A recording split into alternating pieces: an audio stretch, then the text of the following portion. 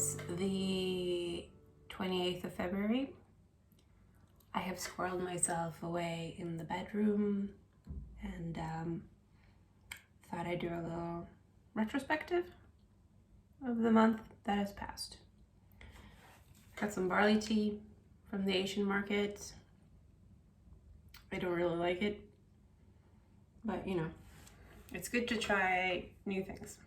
I just showered, my hair is wet. I got my Dan Shikati Colombo t-shirt on. Today's good. The last couple of years have been different for a lot of people. I would say almost all people, because like I'm sure a lot of you also felt it. In the midst of everything, it also gave me a chance to slow down and think and reprioritize what I actually want to do with my life. And one thing I realized eventually, and it's kind of shameful that I didn't think of it earlier, but that's the way it goes. One thing I realized is that I have never actually taken stock of what I want to do in my artist career. I became a full-time artist in 2008 after I had like a massive breakdown. It was really bad. I was working at a bakery and they did not treat me well. And I will get into that at some other time because it's a long story and I'm still mad about it. I quit my job in 2007, like late 2007. In 2008, I was like, okay, I need to do something. So I started taking commissions just to get some money. Another thing we're going to talk about, I undervalued myself severely. Like, I think a lot of beginner artists do that, especially if you don't have a lot of money and you're like, any money is good money. I will get into that at some other point because that's not the point of this vlog. Anyway, I started working full-time as an illustrator, but I almost only took personal commissions for like no money. I am genuinely not sure how I survived between 2008 and 2013. I think I have my roommate I do have my roommate to thank for a lot of that. He didn't earn a lot of money either, but we helped each other out. But I kind of started doing art full time as a necessity because I was not in a place where I could have a regular 9-to-5 job. Like I couldn't do it. And so I did art and I made some money of that. And I took on commissions, and then I started to get comic work in 2012. I got published by Sawdust Press. And that kind of opened up this whole idea of, well, I can do anthologies. And that way I can do like short comics and I can get some money from that. So I sort of started focusing on that, and it went pretty well for a while. And I got into Filthy Figments in 2016, and then that's been sort of my main income for a while.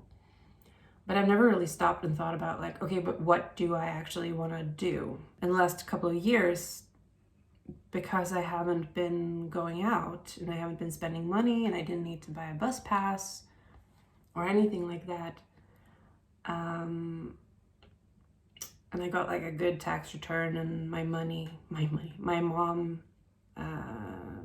got an inheritance and I got some money from her. And also my current partner actually has a job that pays. So for the first time in my life, I am somewhat financially stable. I am free from family drama, which has not been the case at all up until very recently. And also I have like regular art jobs. I'm doing okay. So I finally, after like, what's 12 years this year that I've been doing art full time. Is it 12? No, it's more. It's a lot. It's 14. Never mind. Many years. Math. I finally had some time to think about what I want to do. I realized that I really wanted to do videos. And like in the beginning, it was more of a regret that, oh, if I had had better resources back in like, 2009, or maybe even earlier, when like the vlogging YouTube Natalie Tran generation came up, I would have done that. I haven't really had the chance to explore that venue, and then I felt regret as if it was too late. Like it's not 2009 anymore, so I can't start a YouTube channel. And also I am going to turn 37 this year. That is not very old, but you're still stuck in this idea that if you're not 22 or if you're not 17, it's kind of too late to get into something, because who cares? But I think all that is sort of irrelevant, because I'm not doing this for you primarily. Like, it's great if people want to see my videos. It's great if I have something to say that resonates with someone else, or you can relate to my struggles, because I know I relate. I've been watching a lot of Cheyenne Barden over like the past 6 months, and that kind of brought it to a point where it's like, it's not so much about being a YouTuber, it's about keeping some sort of record of what I'm doing with my life and how I'm feeling and being able to hear my own voice. That's kind of where I'm at now. And I've been thinking about, let's say I started, I don't do New Year's resolutions so much. I do New Year's intentions or motivations, where I have a guiding principle that will pull me through the year. And a couple of years ago, I am going to apply to everything. 2017, I said, I'm going to apply to everything. Everything I find, every anthology, every zine, every thing that I think is interesting, that I could do something with, I'm going to apply to. And that year I was in 10 separate publications. I've never done as well as I did that year. I don't know how I managed to do that much work during that year, but it was just something about saying yes to things that motivated me to do it. Like, someone actually wants to see my work and they want to publish my work. And some of it didn't pay well and some of it didn't pay at all, but it was still great that someone wanted to print it. So I've had that, and I've had other things. I'm like, this is what's going to pull me through the year. This is what's going to determine how I make choices, and what I do with those choices. In the last couple of years, I haven't had any, because where would I go? Like, there was only so much I could do. I've been home almost for 2 years. Because we have a very high percentage of vaccinated people in Sweden, all restrictions have been let up like a couple of weeks ago. But there's a whole different vibe. Like, you can actually go out and eat, and you can take a train, and you can do stuff. Like, it's not this iron grip dread anymore. And even like for New Year's, it felt kind of like we were at the tail end of the very hard restrictions. No, it's never been very hard here. Like, it's never been particularly hard. But it still felt like we were at the tail end of it, and it would be possible to do some things moving forward. So for January, I thought that, okay, I'm gonna have an intention for the year, and that is to film and make a monthly vlog. And I kind of riffed on it last month and did a skit. And I don't know if I'm gonna do a lot of skits. I'm not really that kind of person, even though I love the theater. But basically my intention is I'm going to try things, and I'm going to try things that interest me, and I'm gonna see where it goes. And I'm not gonna care about how old I am, how like late in the game it is, or there are some things that are more difficult now than back in the like early Tumblr era, where it felt like it was fairly easy to gain a following, and now I don't really know where I'm gonna do that. Maybe here with you. But I'm gonna try new things, and I have done a few things already, but vlogging is like the main part of it. So I started filming. I was gonna film more in January, but I actually got sick.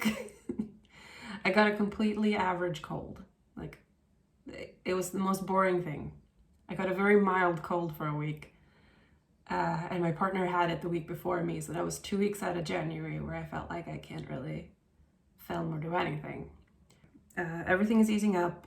My partner is back in the office, so I have the apartment to myself again. So I'm kind of readjusting to working alone from home, which I've done for like years and years and years. It's still gonna take a little while before I'm back in the flow of like being here and being alone and doing whatever I want and not worrying about interrupting meetings or having to time when we go to lunch or any of that. I can just take care of myself. February felt like a good month to start filming and vlogging.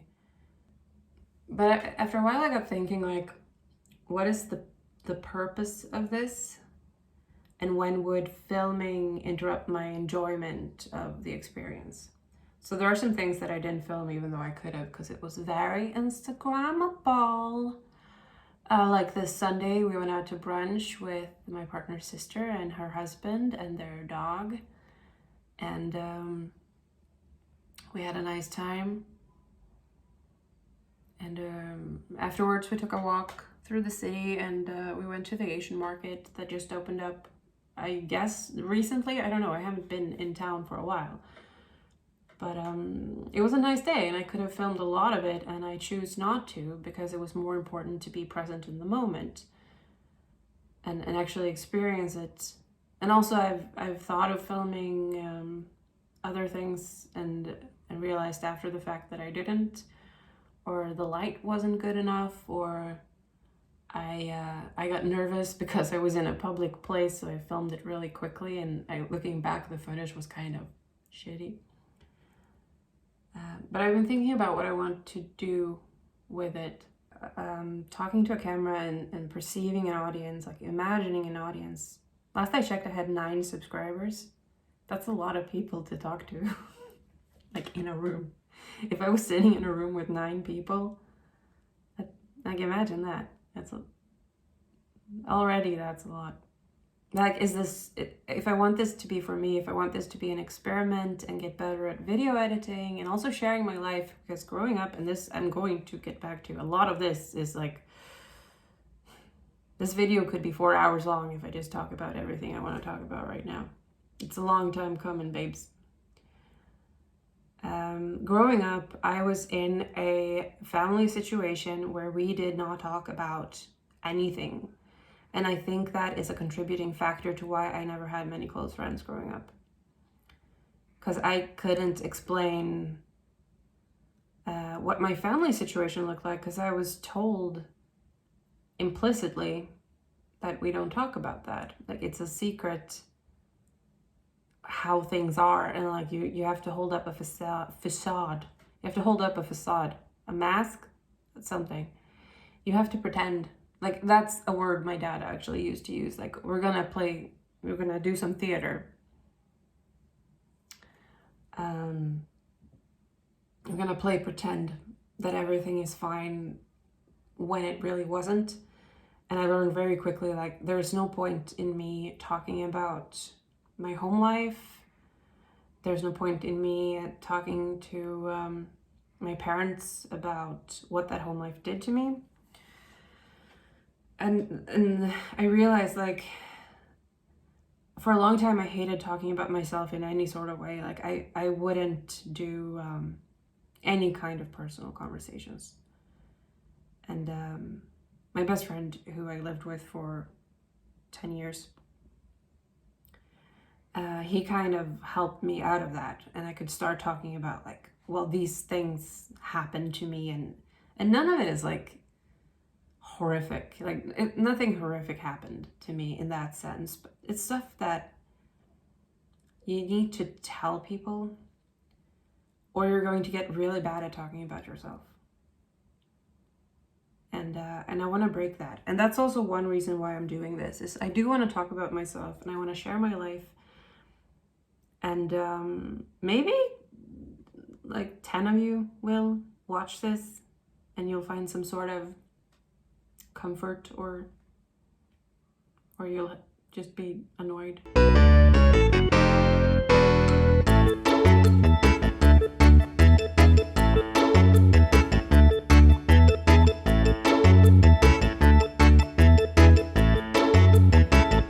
Do you think it's a coincidence this book is here? No, I've been reading this book voraciously.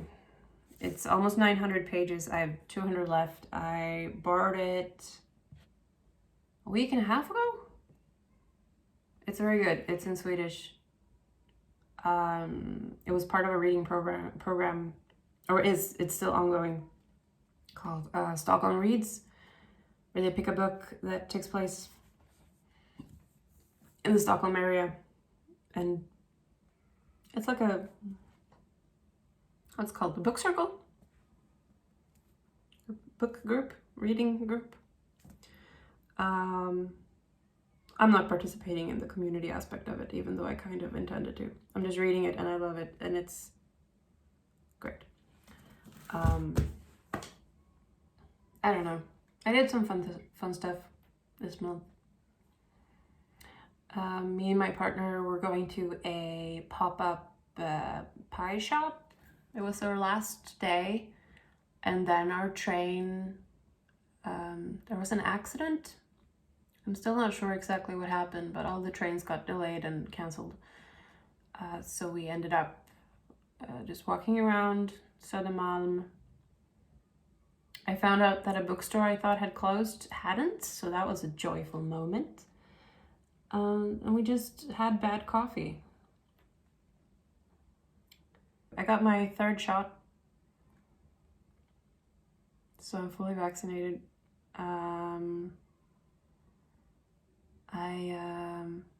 I've started doing this thing, I've done it once. I'm gonna try and do it every month, where on Friday after I get paid, I'm going to go out and eat breakfast just once a month. And maybe at the local coffee shop, or maybe I'll go somewhere else. But I'm gonna try and go out and eat breakfast and just sit and think and plan for a bit. I hopefully have some fun stuff planned for this upcoming week. And there are a couple of things in March that are going to be great. But that's for next vlog. I'm gonna drink my gross barley tea.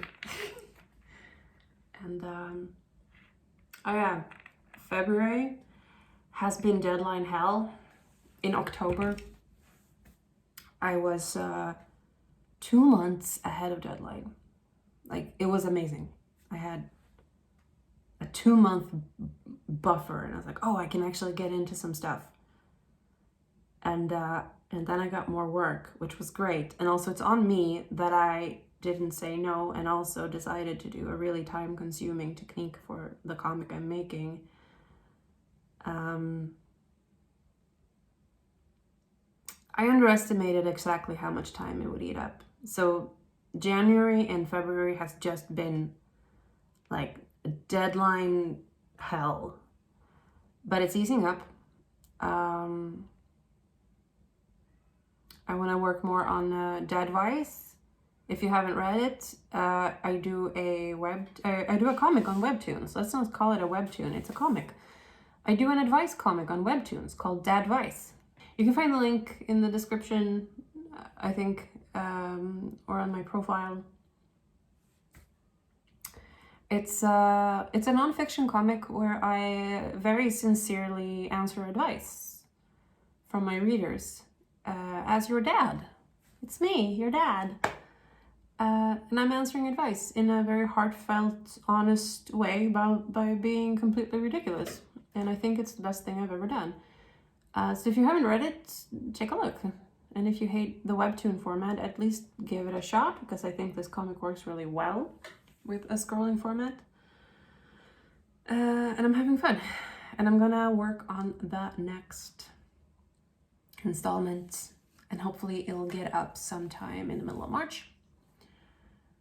And I have a deadline tomorrow on March 1st for a comic I am really excited about. It's a bit of a bucket list check comic for doing this, like working with this publisher. I don't know how much I can say about that right now. It involves drawing bicycles, a lot of bicycles, so many bicycles. I don't know what possessed me to pitch this, but here we are. Yeah, I think that's it. I'm gonna go to work, and I'll see you later.